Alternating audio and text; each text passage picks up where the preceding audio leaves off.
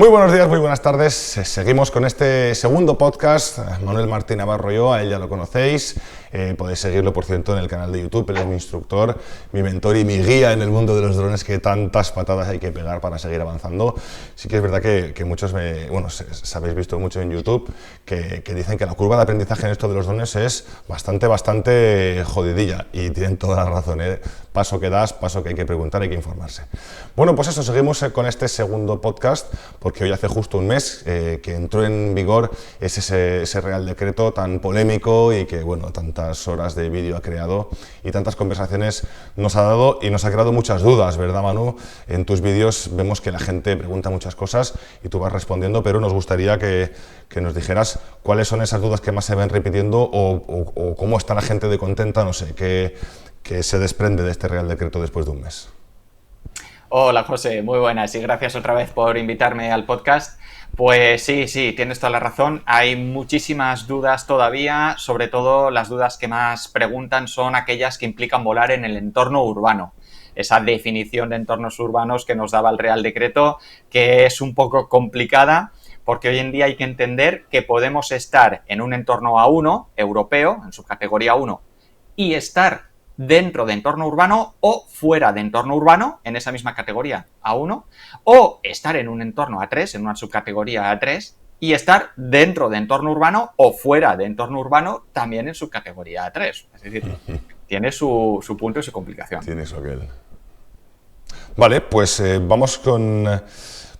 Esto lo tenía realmente como última pregunta, porque la acabamos, siempre hacemos un poquito una charla anterior para preparar todo, pero ya que los nombras te lo voy a preguntar. Entorno A1, entorno A3 y preaviso al Ministerio del Interior. Porque ahora han desaparecido los vuelos recreativos, ya no podemos salir a volar porque sí, hay que hacer el preaviso, pero no siempre. ¿En qué entorno estoy? Repasemos los entornos y repasemos los avisos. Vale, mira, en primer lugar, preaviso cuándo es necesario y cuándo no. El preaviso será necesario cuando nos encontremos en entorno urbano, indiferentemente si estamos en la subcategoría 3 o en la subcategoría 1.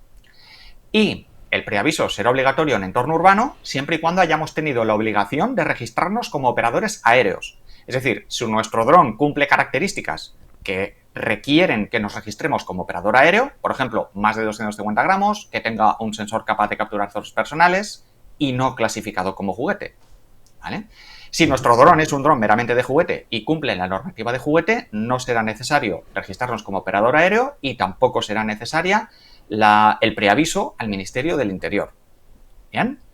Ahora, si nos encontramos en entorno A1, pero justamente donde termina el entorno urbano, en la última casa del pueblo, al no estar en entorno urbano, porque su límite horizontal termina donde físicamente acaba la estructura, en ese punto no sería necesario el preaviso, aun encontrándonos en entorno A1, en subcategoría 1. Y por contra, si estamos volando en subcategoría A3, es decir, a más de 150 metros de lugares habitados, de ciudades, estamos en subcategoría A3, pero nos encontramos una estructura clasificada como entorno urbano, como por ejemplo un parque de calistenia, si queremos sobrevolar por encima de ese parque, tendríamos que hacer el preaviso al Ministerio del Interior. Como ves, es un poco complicado y tiene su punto, ¿eh? Hay que asumirlo, Esto hay que entenderlo, asumirlo y hacerse tu estructura mental. Perfecto. Venga, luego un poco, esta pregunta me salió el otro día volando en Fly and Drift en Castellón con un compañero. Hablábamos de los seguros. El seguro de los drones, con la nueva normativa, deja de ser obligatorio. Y luego hay compañías de aseguradoras de drones que tú puedes asegurar el vuelo un día, o puedes asegurar todo el año y te asegura toda la flota. Pero todos aquellos que tenían el seguro anteriormente que no te aseguraba toda la flota, ¿ahora qué hacemos con ese seguro? ¿Lo paramos y hacemos uno nuevo? ¿Hacemos una renovación de la póliza si se puede, que no lo sé? ¿Qué pasa? Vale, mira, en primer lugar, el seguro no es obligatorio para los drones marcado C0 y C1, ¿vale? Que no sea obligatorio no significa que no sea muy recomendable. Correcto. Porque obviamente justo esos modelos, los C0 y los C1, son drones que habitualmente usaremos en entorno urbano, con lo que la peligrosidad de que pueda suceder algo es más alto, ¿no? Es más alto ese riesgo en un entorno urbano que en una subcategoría 3, donde solo puedes chocar contra un árbol, quizás, ¿no? Así que yo recomiendo a todos que se hagan un seguro. El seguro, ahora hay compañías que nos permiten hacerlo por días, incluso. Es decir, el día de antes, tú pides el seguro para ese día y te puede costar 5 o 6 euros, ¿vale? Dependiendo. 10 euros me cuestan a mí. 10 euros, ¿ves? Sí. Pues hasta 10 euros. Todo depende del tipo de dron, del tamaño, de sus prestaciones, ¿vale? Todo depende. También el que va a usar muchísimo el dron, pues es recomendable el seguro anual. Y sé que hay compañías, pero no todas. Esto sí que tenéis que consultarlo con las compañías con las que trabajáis. Yo no hago publicidad de ninguna compañía ni nada de esto, pero con la que trabajo personalmente es Coverdrone. Está dando muy buenas coberturas y sí que tiene, por ejemplo, seguros para flota. Seguros para asegurar durante todo el año varios drones. Porque tenéis que pensar que según la normativa, un único piloto no puede pilotar más de un dron a la vez. Entonces, y según la física humana tampoco. Bueno, tú podrías pilotar uno en modo automático, ¿vale? O autotripulado, y el otro en modo manual. Entonces, mientras uno te hace una fotogrametría, el otro manejártelo tú, Esto lo podríamos hacer. Pero vamos, esto está prohibido por la normativa de momento todavía. No se puede volar en enjambre. Entonces, es ilógico que si yo tengo 5 drones, pague 5 seguros diferentes, porque los 5 a la vez simultáneamente no los voy a poder volar. Claro. Vale, después, las distancias de seguridad. Es una pregunta que también me han hecho alguna vez estas semanas, sobre todo en el entorno urbano, en C0, ya sabes. ¿Qué distancias de seguridad tenemos que seguir o tenemos que mantener en el entorno urbano en clase C0, que es un poco lo que se ha puesto en auge porque nos ha obligado la normativa, entre comillas? Sí, por beneficios de la normativa, los drones C0 son los que más van a volar, sobre todo en entorno urbano, en subcategoría 1, y las distancias con respecto a los edificios son 0 metros, ¿vale? No hay distancia. El Real Decreto no nos especifica una distancia de seguridad, es decir, yo me puedo acercar a esa fachada de ese edificio todo lo que yo quiera sin que el dron impacte, claro, manteniendo la seguridad. Con los drones marcados C1, la distancia que tendré que mantener con respecto a los edificios será de 5 metros. Y con los drones marcados C2, la distancia sigue siendo 5 metros, pero ojo, siempre y cuando yo les active el modo de velocidad baja, el modo de velocidad lento. Si no lo tengo activado, la distancia es mayor y es prácticamente inviable, ¿vale? Pero si lo tengo activado, son 5 metros, es decir, el C1 y el C2 se quedarán igual. Ahora bien, yo puedo acercarme más a ese edificio e incluso sobrevolarlo siempre y cuando tenga autorización del propietario. Si se trata de un edificio municipal, como una biblioteca, pues autorización del ayuntamiento o del concejal correspondiente. Y si se trata de un edificio privado, pues autorización del dueño o de la comunidad de propietarios, ya sea el edificio o las zonas anexas, es decir, jardines, piscinas, etcétera. Cuidado con el acercarse a las fachadas, que los drones se acaban pegando como una pizza, Bueno, han desaparecido los vuelos recreativos, eso lo hablábamos antes. Esto creo que no ha gustado mucho en el sector de los drones, sobre todo la gente que no se dedica profesionalmente a esto, ¿verdad? Sí. Ahora ya no podemos hacer un vuelo recreativo con un dron C0 a aquellos 20 metros de altura y todo eso. Y los vuelos recreativos que, entre comillas, siguen existiendo son aquellos que se hacen con drones exclusivamente de juguete. Un dron que sea... que tenga el marcado de juguete de la Unión Europea, que sea conforme a esa normativa de juguetes de la Unión Europea, sigue siendo un dron de juguete, con lo que yo puedo sacarlo y volar en un parque, tranquilamente. Ojo, tampoco podré sobrevolar propiedades ajenas sin permiso de los propietarios, pero sí que podré volar en un parque sin necesidad del preaviso al Ministerio del Interior y no tendré tampoco esa restricción de 20 metros, pero... Pensemos que un dron de juguete de 35 o 40 euros, a lo mejor a 30 o 40 metros de distancia ya casi pierde la conexión, ¿vale? Es un mero juguete. Son realmente juguetes. Que me perdone las compañías jugueteras, pero van realmente mal, Exactamente, es un juguete y punto. Es recreativo y nada más. En casa un poquito, mira cómo vuela, cuánto aire hace y a la caja. Perfecto. Bueno, esto es un clamor al cielo. Está prohibido sobrevolar concentraciones de personas, te pongas como te pongas, porque hemos visto un par de vuelos estos días, evidentemente no diré ni cómo ni quién, pero flagrantes. Sí me gustaría comentar esto contigo porque se han visto y seguiremos viendo, ¿no? Cuáles son las posibles sanciones realmente qué riesgos están asumiendo quien hace este tipo de vuelos. Sí, efectivamente, José, está prohibido sobrevolar aglomeraciones de personas. Si queremos hacer esta operativa, la podemos hacer bajo autorización. Tendrá que ser una categoría específica bajo autorización y tendremos que cumplir una serie de normas de seguridad para hacer esto, someterlo a ESA, que nos den autorización, etcétera, ¿vale? No lo podremos hacer con cualquier dron y no lo podremos hacer de cualquier manera. Tendremos que seguir unas ciertas reglas. ¿Vale? Esto está en el concepto de operación y en los PDRA que tiene AESA en su página web.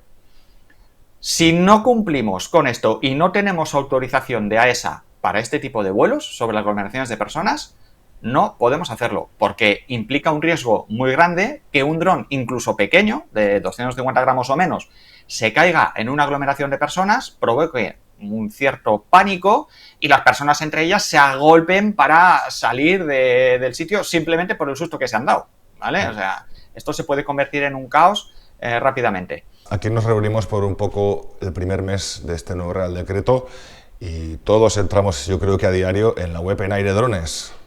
Yo antes buscaba, solo preguntaba al ChatGPT, lo buscaba en Google a ver cuántas visitas recibe diariamente, pero claro, este dato no está así tan libre, habría que preguntar directamente a ellos, pero me causaría mucha curiosidad. Ha habido una actualización, hace pocos días se actualizó, creo que cambios, no han habido muchos, pero sí la interfaz ha cambiado, ¿no? Ahora podemos seleccionar por capas y está todo bastante más claro. ¿Cómo lo has visto?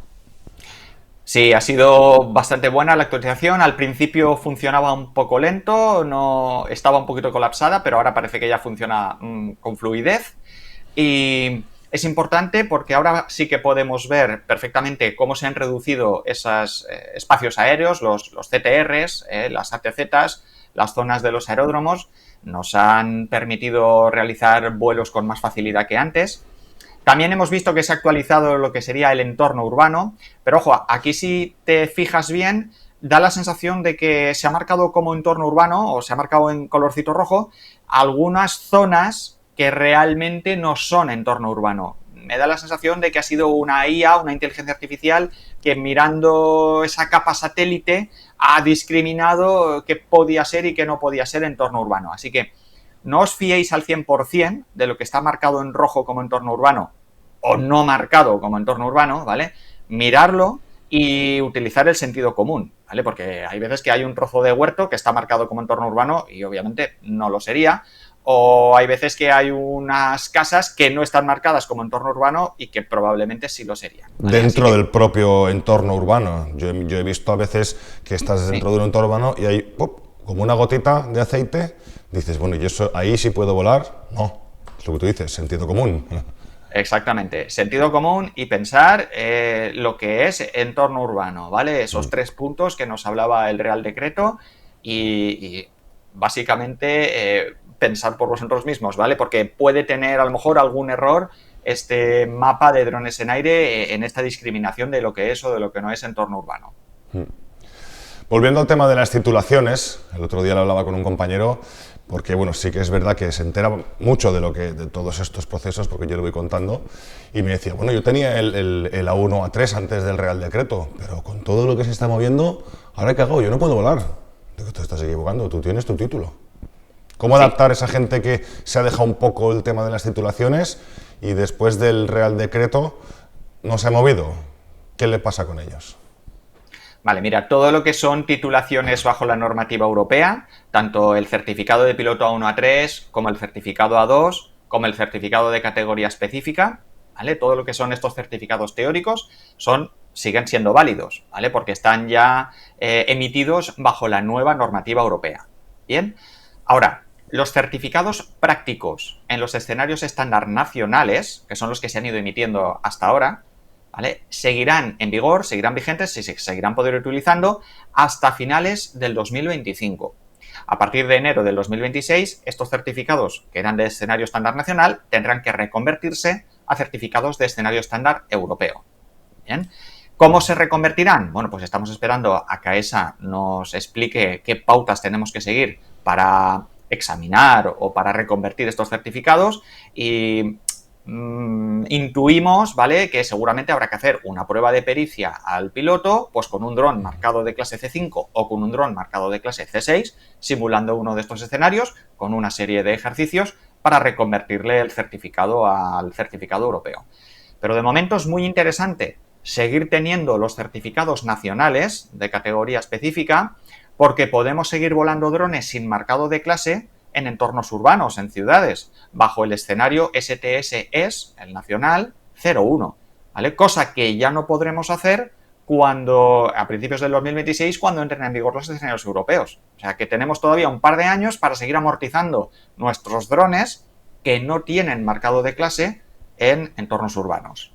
Otra de las preguntas que esta sí se ve bastante y se seguirá viendo es el registro de los drones. ¿Qué pasa con el registro? ¿Estamos obligados? ¿Hay que hacerlo? Si nos pillan y no está registrado, tenemos que ponernos a sudar. ¿Lo podemos hacer? ¿No lo podemos hacer? ¿Qué plazos hay? Hay millones de dudas. Sí, José, el último vídeo que he publicado justamente es sobre el registro de drones, porque me bombardeaban a preguntas, ¿cómo registro mi dron? Oye, que tengo un plazo de un mes y se me está acabando, ¿vale? Y he hecho un vídeo para explicar a todos dónde está el apartado del registro de drones, ¿vale? Que tenéis que entrar en la web del Ministerio del Interior, ahí en la comunicación de aeronaves no tripuladas, hay un subapartado donde pone registro de drones, ¿vale? Y cuando entramos ahí, veréis una leyenda en la que nos dice el Ministerio del Interior que este registro todavía no está operativo, que prevén que esté operativo para los primeros 4 meses del 2025, ¿vale? Entonces, hasta que esté operativo, nos quedamos tranquilos, no hacemos nada, y ir consultando ese enlace que os he puesto en el canal de YouTube, y en el momento que veamos que está operativo, pues los que ya teníamos drones adquiridos antes de la entrada en vigor de este Real Decreto, tendremos un plazo de 6 meses para registrarlos. Y los que han adquirido drones posteriormente a la entrada en vigor de este Real Decreto, tendrán un plazo de 1 mes para registrarlos, ¿vale? Entonces, ahí tenéis el enlace al registro, simplemente lo consultaremos a principios del 2025, a ver si está operativo. Esta pregunta te va a gustar. ¿La playa es zona urbana? Vale. A ver, la playa puede ser subcategoría A1, puede ser un entorno A1, si se encuentra a menos de 150 metros de los límites de la ciudad, ¿vale? Es decir, acaban los pisos y a 30 metros está la playa. Bueno, pues estamos en subcategoría A1 todavía, ¿vale? Bien, la playa también puede ser subcategoría A3. Podemos estar volando en entorno A3 si terminan los pisos y la playa empieza a más de 150 metros de la línea de edificios. Estaríamos en entorno A3, ¿vale? Ahora, la pregunta que me haces es si la playa es entorno urbano. En la playa será entorno urbano independientemente si estamos en subcategoría 1 o en subcategoría 3. Será entorno urbano siempre y cuando que sobrevolemos estructuras que sean permanentes o temporales para el ocio, para el recreo, para el turismo, etc. Por ejemplo, un parque de calistenia en la playa, eso es entorno urbano, ¿vale? Estemos en subcategoría 3 o en subcategoría 1, no importa. Un chiringuito de playa, con su terracita, su barra, sus mesitas y tal, eso es un entorno urbano, aunque esté ubicado en mitad de la arena de la playa y aunque la línea de casas quede a 200 metros de ese chiringuito, ¿vale? Entorno urbano puede estar en cualquier sitio, según la definición del nuevo Real Decreto, porque implica eso, incluso construcciones temporales para el ocio, ¿sabes? Pero sí podemos responder que la playa es entorno urbano, no. No, la playa en sí, no. La arena no es entorno urbano. La propia arena, no. Serían las estructuras que hubieran en la arena, clasificadas como entorno urbano. Y no tendríamos que hacer un preaviso al Ministerio del Interior si no pensamos sobrevolarlas. Si no pensamos sobrevolarlas, no. Y, obviamente, no podremos volar en la misma línea de playa si existe una aglomeración de personas. Si tenemos 3.000 personas tomando el sol en la playa, pues sobre esta aglomeración no podremos sobrevolar. Tendremos que volar o sobre el mar, o sobre el paseo marítimo, o sobre la carretera o la calle. Vale. Esto no lo tenía apuntado, pero creo que es importante. Estamos en plena ola de calor y muchos tratamos con baterías lipo, sensibles a las temperaturas. Cuidado con los coches, que se ponen... Sí. El salpicadero de un coche es la zona más ardiente del mundo porque le da el sol súper directo y ni una gota de viento. Como dejéis una batería ahí, vamos, no recoges ni el coche. Sí. Sí, sí. Además, mucha precaución con los vuelos ahora con altas temperaturas, porque las baterías LiPo pueden no rendir adecuadamente, ¿vale? Una batería que puede tener, pongamos, 20 minutos de autonomía de vuelo, con altas temperaturas, al igual que pasa con muy bajas temperaturas, puede que de esos 20 minutos se reduzca la autonomía a lo mejor en 5 minutos o en más, ¿vale? Dependiendo de la temperatura. Así que tener muy presente, volar con batería de sobra, y si normalmente lo recomendable es traerte el dron cuando esté al 30% de carga, pues ahora no apuréis tanto. Cuando esté al 40% de carga, ir trayendo ya el dron si notáis que las temperaturas son muy altas. Y además que el aire caliente sustenta menos el dron. Todos hemos visto ese Mavic por encima de una hoguera en San Juan, que cuando pasa por encima del fuego se tira. ¿Se ha quedado sin batería? No, se quedó sin sustentación. O sea, además de que la batería dura menos, el dron tiene que esforzarse más para mantenerse en el aire. Efectivamente, tanto la humedad como la presión atmosférica como el ambiente afecta muchísimo a lo que sería la atmósfera, y notaremos más esfuerzo en el dron para mantener la misma sustentación, ¿vale? Pero esto puede cambiar. Pueden haber días de verano muy húmedos, pueden haber días de verano muy secos, podemos tener anticiclones o borrascas, ¿vale? Independientemente de la temperatura. Pero por norma general, altas temperaturas, reduciremos batería, ¿vale? La batería no nos va a durar lo mismo. Y además los factores ambientales, puede que perdamos sustentación, con lo que los motores han de esforzarse mucho más para mantener el vuelo. Sí. Bueno, Manu, pues se me acaba el guión. Si tienes alguna cosa más que aportar, es un placer. Vale, pues simplemente comunicaros a todos los que nos seguís, tanto en el Instagram de José Reula, en el Instagram de Adrenalin FPV o en mi canal de YouTube, Manuel Martín Navarro, comentaros que hay que aplicar el sentido común, ¿vale? Tenemos que revisar el mapa de drones en aire, tenemos que leernos un poco la normativa y aplicar el sentido común para que nuestras operaciones sean lo más seguras y lo más lógicas posibles. Deciros que en la mayoría de cuerpos de seguridad del Estado con los que yo he hablado, Guardia Civil, Policía Nacional, Policía Local, Policía Autonómica, normalmente están por la labor de ayudarnos, por la labor de facilitarnos la tarea y de que nuestras operaciones, si esto es lo que más les importa, que sean seguras. Mientras vean que nuestra operación es segura, pilotamos el dron con seguridad y lo tenemos todo medianamente controlado, no nos van a poner ningún problema, ninguna traba. Es más, muchas veces nos acompañarán en la operación y yo creo que esto es positivo, porque además cualquier persona que nos vea y vea al lado un policía de uniforme ya no va a estar llamando diciendo, oiga, que he visto un dron aquí, que aquí algo malo están haciendo, ¿eh? Entonces, esto es muy positivo. También deciros que como ahora hay que hacer preaviso al Ministerio del Interior por todos los vuelos, los cuerpos de seguridad del Estado no dan abasto. Y, por supuesto, no van a poder venir a supervisarlos todos, ¿vale? Posible. Pero sí que es importante que ellos comuniquen, por ejemplo, a los servicios 091 o a los de emergencias, que hay un dron volando en un sitio, porque si algún vecino ve ese dron sobrevolar una piscina y llama al 091, pues que el 092 esté prevenido y que diga, sí, yo ya sé que ahí hay una operación con aeronaves no tripuladas hoy, no se preocupe usted, no pasa nada. Y que no nos envíen una patrulla de la Guardia Civil o una patrulla de la policía, que nos paren la operación a mitad y que nos empiecen a pedir papeles, ¿vale? Por eso es importante que estén informados. Y además, como bien estás diciendo, que yo este comentario lo he escuchado, si no se han enterado de la película todavía, no. Los cuerpos y fuerzas de seguridad del Estado están formados, la grandísima mayoría. Además, estamos hablando con uno de los formadores de la policía y de la Guardia Civil. Así que, que no saben, sí que saben lo que tienen que hacer. Y si no, se lo preguntan entre ellos. Sí. Así es, José. No son los enemigos, cuidado, que nadie, no es que la Guardia Civil, que no es el enemigo, o sea, que están por la seguridad de todos. Y hay que hacer las cosas bien y no habrá ningún problema. Sinceramente, y bajo mi opinión, y esto es mi opinión, pienso que el enemigo de los drones, de las operaciones con drones, incluso de los vuelos recreativos con drones, el enemigo principal es aquel piloto de dron que no sigue el sentido común, que es un poco temerario, que le da un poco igual todo y que vuela el dron donde quiere, como quiere y cuando quiere, arriesgándose a poder tener un accidente o un incidente, y en el momento que este piloto temerario tenga un incidente, nos va a afectar a todos los demás que intentamos cumplir la normativa o realizar un trabajo con nuestro dron o simplemente sacar el dron para volar por placer, ¿vale? Entonces, nuestro enemigo realmente es aquel piloto temerario, aquel que no conoce la normativa, no la quiere cumplir, le da todo igual. Y luego se endurecen las normas y es lo que no queremos. Exacto.